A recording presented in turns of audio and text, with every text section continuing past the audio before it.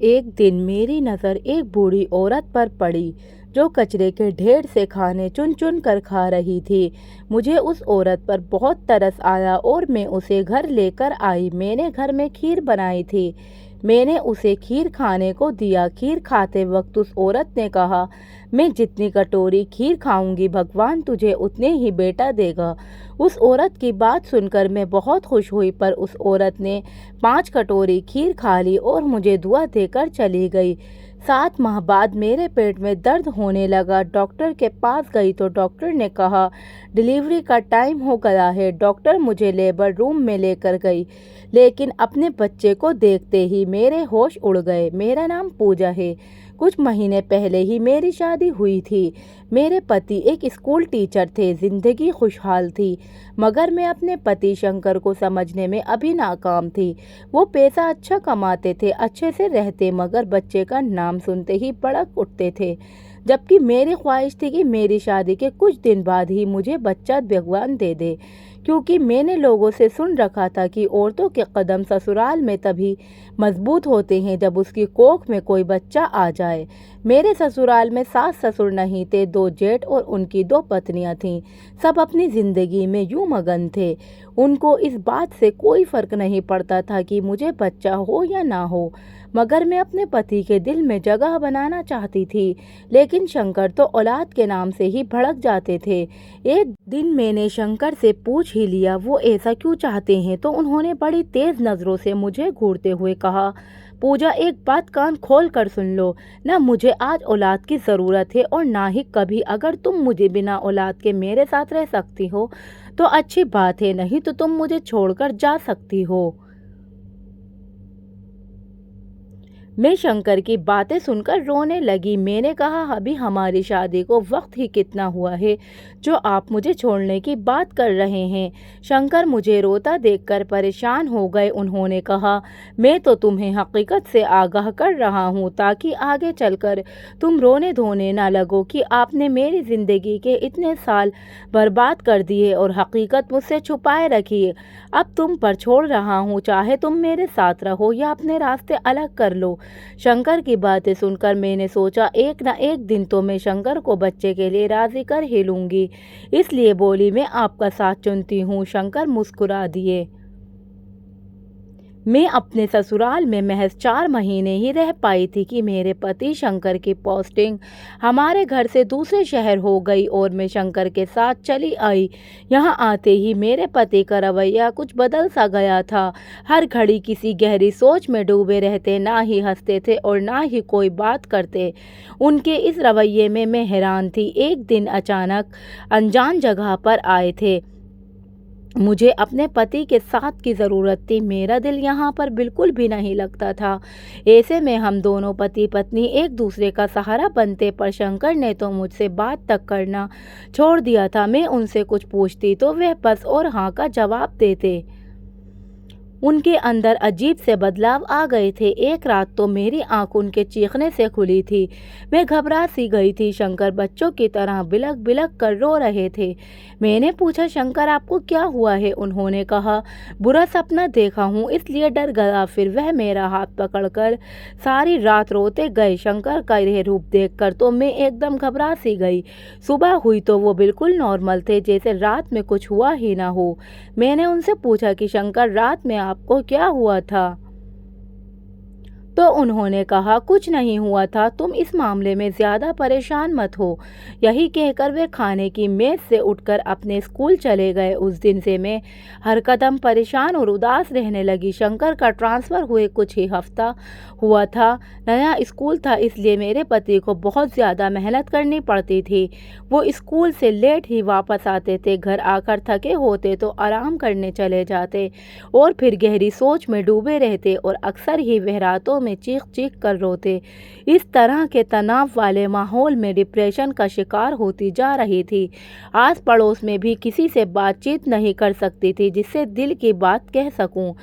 मैं बहुत अच्छी और खीर बनाती थी। मैंने सोचा खीर बनाकर कुछ आस पड़ोस के लोगों को दे आती हूँ, थोड़ी जान पहचान भी हो जाएगी और यहाँ पर रहना आसान भी हो जाएगा। इसलिए बड़े से बर्तन में खीर बनाया और खीर कटोरी में रखकर ट्रे में सजाकर अभी लोगों के घर जाने के लिए घर के दरवाजे के बाहर आई थी।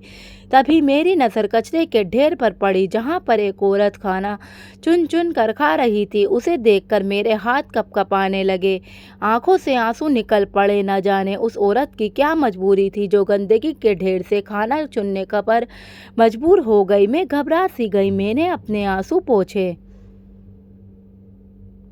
और उस औरत के पास जाने लगी, मगर मैं यह नहीं जानती थी कि उस औरत से मिलने के बाद मेरी ज़िंदगी ही बदल कर रह जाएगी। मैं कचरे के ढेर के पास पहुंची तो वो औरत मुझे देखकर चौंक गई। उसकी आंखों में एक अजीब सी चमक थी। फिर वो मेरे हाथों को देखने लगी। मैं बोली, माँ जी, आपको भूख लगी है? मेरी बात सुनकर वो रोने लगी और बोली, तू कौन है जिसने मुझे इस मोहल्ले में देखकर नज़रअंदाज नहीं किया, मैं बल्कि माँ कहकर बुलाया। उस औरत के कपड़े बहुत ही गंदे थे। मैं बहुत ही सफाई सुथराई का ध्यान रखने वाली थी। मुझे गंदगी से घिन आती थी, मगर ना जाने क्यों मुझे क्या हुआ था कि मुझे उस औरत से घिन भी ना आई, बल्कि मैं उसका हाथ थाम कर अपने साथ अपने घर ले आई। मैंने अलमारी से एक अच्छी सी साड़ी निकाली और उस औरत को पकड़ा दी। मैंने कहा, माँ जी, आप पहनकर नहाकर साफ सुथरे कपड़े पहन लीजिए, फिर हम मिलकर खाना खाएंगे। उस माँ जी ने बिना कुछ कहे ही कपड़े ले लिए। मैं उन्हें बाथरूम तक लेकर गई। आधे घंटे बाद जब वो माँ जी नहा धोकर आई तो बहुत बेहतर लग रही थी। मैंने कहा, मैंने घर पर आज खीर बनाई है। मेरी बात पर वो मुस्कुरा दी, कहने लगी, जितनी कटोरी खीर खाऊंगी भगवान तुझे उतने ही बेटा देगा। उसकी बात पर मैं हंस पड़ी। जानती थी कमज़ोर सी औरत कितना खा लेगी। मैंने एक कटोरी खीर माँ जी के सामने रखी तो वो बड़ी चाव से खाने लगी। तो मैंने दोबारा एक कटोरी खीर उनके सामने रख दी। उस माँ जी के दोनों हाथों में 6-6 उंगलियां थीं और जल्दी से अपनी एक कटोरी खीर ख़त्म करके मुस्कुरा दी। देखते ही देखते वह 5 कटोरी खीर खा गईं। तभी मैंने 6वीं कटोरी खीर लाकर रखा तो उन्होंने खाने से इनकार कर दिया। बोली, रहने दे, अगर ये 6वीं कटोरी खा जाऊंगी तो 6 बेटे हो जाएंगे और तुझे संभालने में परेशानी होगी। जब उस माँ जी को दरवाजे तक छोड़ने आई तो उन्होंने कहा, बच्चे की तैयारी कर ले, भगवान तुझे जल्द खुशखबरी सुनाएगा। एक पल के लिए तो मैं घबरा गई कि आखिर ये औरत है कौन जो इतना विश्वास के साथ कह रही है। घर में आकर मैंने बर्तन समेटा और किचन में लाकर रख दी। तभी कुछ देर बाद मुझे चक्कर से आने लगे, तबीयत भी भारी भारी लग रही थी। मैंने शंकर के पास फ़ोन करके उन्हें अपनी तबीयत के बारे में बताया तो वे घबराकर जल्दी से घर आ गए और मुझे जल्दी से डॉक्टर के पास लेकर गए। पर डॉक्टर की बात सुनकर तो मैं शंकर के दोनों के दंग रह गए। डॉक्टर ने कहा, मुबारक हो, आप माँ बनने वाली हैं। मैं और शंकर एक दूसरे को देखते ही रह गए थे। मैं तो बहुत खुश थी, लेकिन शंकर कुछ परेशान से दिख रहे थे। अस्पताल से वापस आते वक्त मैंने शंकर से पूछा कि लगता है आप इस खबर से खुश नहीं हैं। आपको देखकर लगता है मेरे बच्चे को बाप का प्यार नहीं मिलेगा। मेरी बात पर वह खामोश थे। अब इतना हो गया था कि वह वक्त पर घर आते थे, मेरे लिए फ्रूट वगैरह भी लाते थे और बहुत ख्याल भी रखते थे। अब मैं अक्सर अपने घर का दरवाज़ा खोलकर सामने कचरा कुंडी की तरफ देखती रहती कि कहीं वो औरत है तो नहीं और उसका शुक्रिया अदा कर दूं, मगर वह औरत मुझे कभी नज़र न आई। न जाने वे कहाँ गायब होकर रह गई थी। आजकल शंकर नींद में फिर से बेचैन रहने लगे। एक रात को फिर से चीखने लगे। मेरी आँख खुली तो फिर फूट फूट कर रो रहे थे। यह सब देखकर मैं घबरा गई कि ना जाने मेरे अच्छे भले पति को क्या हो गया। मैंने कहा, शंकर, आप मुझे बताइए कि आपको क्या हो गया। मेरी बात सुनकर वो रोते हुए कहने लगे, आजकल मुझे अपनी माँ की बहुत याद आती है पूजा। तुम्हें तो पता है कि मैं अपने भाइयों में सबसे छोटा हूँ। मैं 3 साल का था जब माँ मर गई थी। मैं उनके साथ बहुत अटैच था। मैं उन्हीं के साथ सोता भी था। मेरे दोनों भाई तो समझदार हो गए थे, वो अपना काम खुद कर सकते थे, लेकिन मैं तो माँ के हाथों से ही खाना खाता था। माँ चली गई तो मैं इस दुनिया में बहुत अकेला हो गया था। माँ के जाने के बाद पापा सदमे में आ गए थे, तो वो हमारा ख्याल क्या रखते। मेरे दोनों बड़े भाई ही मुझे संभाल रहे थे। हमारी परवरिश के खातिर हमारी बुआ हमारे घर आ गई थी। तुम जानती हो पूजा, मुझे इस दुनिया में सबसे ज़्यादा किससे नफ़रत है? अपनी बुआ रेशमा से। मैं इसलिए अपना बच्चा नहीं चाहता कि अगर तुम्हें कुछ हो गया या तुम मुझे छोड़कर चली गईं तो हमारे बच्चे अनाथ हो जाएंगे। शंकर बस रोते जा रहे थे। मैंने उन्हें दिलासा दिया। सुबह होते ही शंकर स्कूल जाने लगे तो मैंने उन्हें कुछ सामान लाने को कहा, तो वो इतना सारा सामान की लिस्ट देखकर हंस पड़े और कहने लगे, लगता है किसी की दावत करने का इरादा है। मैंने इस बात को टाल दिया, पर आज वो स्कूल से छुट्टी लेकर घर जल्दी आ गए। मैं पूरा घर चमचका चुकी थी और चटाई भी बिछा चुकी थी। मैं चाहती थी कि शंकर की माँ की शांति के लिए छोटी सी पूजा करवाकर कुछ लोगों को भोजन करवा दूं, पर शंकर घर आए तो वे सबको देखकर पूछने लगे, यह सब क्या है? पूजा, मैंने कहा, आपकी माँ की आत्मा की शांति के लिए कुछ लोगों को भोजन करवाना चाहती हूँ। मेरी बात सुनकर शंकर की आंखों में खून उतर आया था। वो गुर्रा कर बोले, पूजा, रेशमा बुआ के बाद मुझे सबसे ज्यादा नफरत अपनी माँ से ही है और तुम यह सब सजा कर बैठी हो। तुमने मेरे जज्बातों को ठेस पहुंचाई है। इतना कहकर शंकर ने मुझे एक थप्पड़ मारा। मैं संभल ना सकी और सोफे पर जाकर गिर पड़ी। शंकर घर की चीज़ें तोड़ने लगे जबकि मेरे पेट में तेज दर्द होने लगा था। अभी तो मेरा 7वां महीना ही चल रहा था। मेरी तबीयत को देखकर शंकर घबरा गए और मुझे जल्दी से अस्पताल लेकर गए। डॉक्टर ने जब मेरा चेकअप किया तो बोले डिलीवरी का वक्त हो गया। डॉक्टर मुझे लेबर रूम में लेकर गई। ऑपरेशन के 3 घंटे बाद जब मुझे होश आया तो मैंने डॉक्टर से अपने बच्चों के बारे में पूछा। शंकर भी सामने ही खड़े थे। वह मुझे बड़ी अजीब नज़रों से देख रहे थे। मैं डर गई और घबरा कर पूछने लगी, शंकर, अगर मेरे बच्चे को कुछ हो गया तो सारी ज़िंदगी आपको माफ़ नहीं करूँगी। डॉक्टर आगे बढ़कर बोली, रिलैक्स पूजा, आप मुझे मेरे साथ आइए। फिर वो मुझे सहारा देकर आईसीयू तक लेकर गई तो वो वहाँ पर मेरे 5 बच्चे आईसीयू बेड पर पड़े थे। डॉक्टर ने कहा, पूजा, तुमने 5 बच्चों को जन्म दिया है और 5 लड़के हैं। ये सुनकर तो मैं सर पकड़ कर बैठ गई। भला ये कैसे मुमकिन था? मेरे सामने उस बूढ़ी औरत की शक्ल घूम गई थी जिसने मुझे दुआ दी थी। मैं सोचने लगी, क्या वो औरत इतनी पहुंची हुई थी कि भगवान उसकी दुआ इतनी जल्दी कबूल कर लिए। मैं आंखों में आंसू लिए अपने एक एक बच्चे को देखने लगी। चौथे बच्चा देखने के बाद जब 5वें बच्चे के ऊपर नज़र पड़ी तो मैं दंग रह गई, क्योंकि उसके हाथ तो बिल्कुल उस बूढ़ी औरत जैसे थे। मेरे बच्चे के दोनों हाथों में 2-2 अंगूठे थे। अब मैं समझ गई थी कि यह सब उस औरत की दुआ का ही करिश्मा था। मैंने डॉक्टर से कहा, आप मेरे पति को यहाँ पर भेज दें। कुछ देर बाद शंकर आए तो मैंने उनसे पूछा, आप एक साथ 5 बच्चे देखकर हैरान हैं ना? उन्होंने हाँ में सर हिला दिया। मैंने कहा, इसके पीछे एक बड़ा सा राज है, मैं आपको बताती हूँ। याद है जिस दिन डॉक्टर ने हमें बच्चे की खुशखबरी सुनाई थी, उस दिन मैंने खीर बनाई थी। मैं आस पड़ोस में वो खीर बांटना चाहती थी, मगर जैसे ही खीर की कटोरी ट्रे में रखकर बाहर निकली तो मेरी नज़र एक औरत पर पड़ी जो कचरे के ढेर से खाना चुन चुन कर खा रही थी। मैं जल्दी से उस औरत को घर लेकर आई तो वो बोली, मैं जितनी कटोरी खीर खाऊंगी भगवान तुझे उतना ही बेटा देगा। उसकी बात सुनकर मैं हंस पड़ी कि भला ये कैसे मुमकिन है। आप इधर आइए मेरे साथ, यह देखिए, इस बच्चे के 2 अंगूठे हैं। उस बुढ़िया के भी दोनों हाथ में 2 अंगूठे थे। मुझे 2 दिन बाद डॉक्टर ने डिस्चार्ज कर दिया, जबकि बच्चे अभी आईसीयू में ही थे। उन्हें 1 हफ्ते बाद छुट्टी मिलनी थी। मैं और शंकर घर आ गए और बच्चों के लिए ख़रीदारी करने लगे। मोहल्ले वाले भी 5 बच्चों की मुबारकबाद देने आते थे। शंकर ने कामवाली भी ढूंढना शुरू कर दी थी, क्योंकि 5 बच्चे मैं अकेले कैसे संभाल पाती। मैं कपड़े और झूले खरीद रही थी। एक दिन यूं ही ख़रीदारी करके वापस आ रही थी तो मुझे अपने घर के गेट के सामने वहाँ माँ जी बैठी नज़र आईं।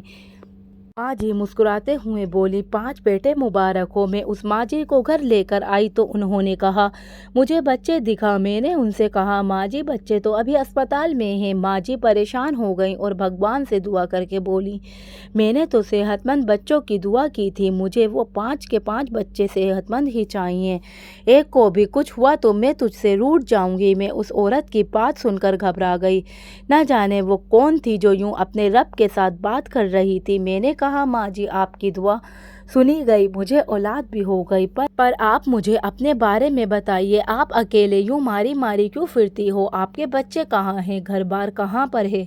मेरे सवाल करते ही माँ जी फूट फूट कर रोने लगी और मुझे बताने लगी कि मेरा बहुत प्यारा परिवार था, प्यार करने वाला पति था और मेरे बच्चे थे। लेकिन फिर यूं हुआ कि एक दिन अपनी नंद के साथ बाजार गई तो उसने मेरा सौदा कर दिया। मैं हैरान थी, मुझे यकीन नहीं हो रहा था कि एक बाल बच्चे वाली औरत को भी कोई कैसे बेच सकता है। मेरी नंद मुझे सुनसान जगह पर लेकर गई। वो लोग मुझे बेहोश कर ले जा रहे थे। तभी अचानक मुझे होश आया और मैंने अपना दुपट्टा एक आदमी के गले में फंसा दिया और मैं छलांग लगा दी। मैं सर से बगल नीचे गिरी और चोट बहुत गहरी थी और मैं बेहोश हो गई। जब होश आया तो नर्स मुझे देखते ही बोली, गीता को होश आ गया। एक नर्स ने मुझे बताया कि मुझे पूरे 15 साल बाद होश आया था और मैं सकते में आ गई थी। मेरे तो छोटे छोटे बच्चे थे, वो कहाँ होंगे? क्या अब वह बड़े हो गए होंगे? मेरी ममता का क्या वे तो प्यासी ही रह जाएगी? अभी तो मैंने जी भर कर अपने बच्चों से प्यार भी नहीं किया था, अब घर गई तो क्या वे मेरी गोद में लेटेंगे? यही सब सोचते सोचते जब कुछ दिन बाद में अपने घर पहुंची, पता चला कि इस घर के मालिक की पत्नी अपने 3 बच्चे छोड़कर अपने आशिक के साथ भाग गई। इसलिए इस घर के मालिक सदमे में आ गए थे और वो ये घर बेच कर चले गए। ये सब सोचकर तो मैं हैरान थी कि मैं कब किसके साथ भागी थी। मेरे साथ तो मेरी नंद ने धोखा किया था। मैं सारी रात उस घर के बाहर बैठकर रोती रही, पर मुझे कोई नहीं मिला। तब से मैं गली कूचों में रोती रहती हूँ, मेरा कोई ठिकाना भी नहीं है। मेरे धड़कते दिल के साथ पूछा, माँ जी आपके कितने बच्चे थे और आपकी औलाद का क्या नाम था? माँ जी ने कहा, मेरे 3 बेटे थे और सबसे बड़े बेटे का नाम प्रदीप, दूसरे का नाम सतीश और सबसे छोटे बेटे का नाम शंकर था। शंकर तो 3 साल का था, वो तो मेरी जान था। अचानक मेरे बच्चे कहाँ खो गए?